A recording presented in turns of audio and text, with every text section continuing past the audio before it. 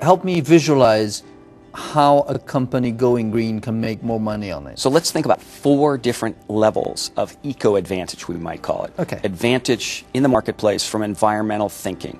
Number 1 is cost savings. When you have got energy costs that are relatively high in your business, anything you can do to be more efficient, to conserve energy, will cut costs, reduce pollution, and improve your competitive position. Yes. The same is true of any other resources. So if you improve your resource productivity, use less water, use less in the way of chemicals, you have less to buy, less to dispose of, less to pay for the management of. So there's real opportunities to reduce consumption of products that have a cost, and particularly products that have a cost when you buy them and a cost when you pay for their disposal, like any kind of toxic chemical. Okay. Second, this is a second big eco-advantage opportunity, is risk management.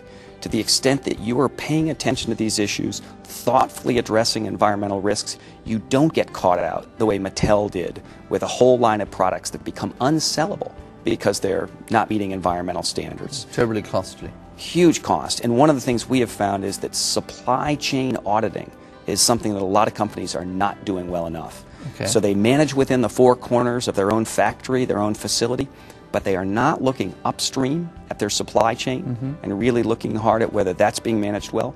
And frankly, a number of companies are not thinking downstream about what the customer does with the product that they have sold them at the end of that product life.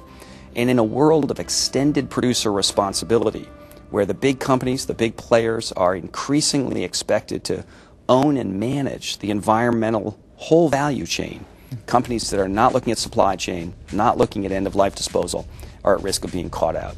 So I think risk management is the second area. And it doesn't mean that it won't be costly, but it means if you manage it better than the competition, you'll still be advantaged. Okay. Third opportunity is to drive revenues by bringing new products to bear that have an environmental dimension and respond to the customer's issues. Okay. They can be more energy efficient, so the customer prefers it. They can be more environmentally sensitive, so the customer wants it, have them pay for it.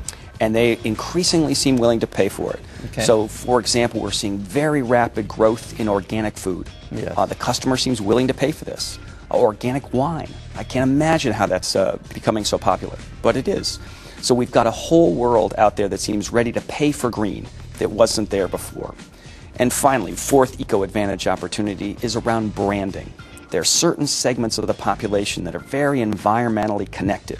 They care a lot about these issues. And if you're trying to sell to those segments of the population, it helps a lot to have an environmental dimension to what people think about when they hear a company's name. So that's why you've got some very big players, not particularly necessarily green companies, but ones who are trying to become green because they want to sell to particular audiences. Coca-Cola, for example, done a lot on the environment because they're trying to sell to young people. And young people all over the world are much more environmentally focused and conscious.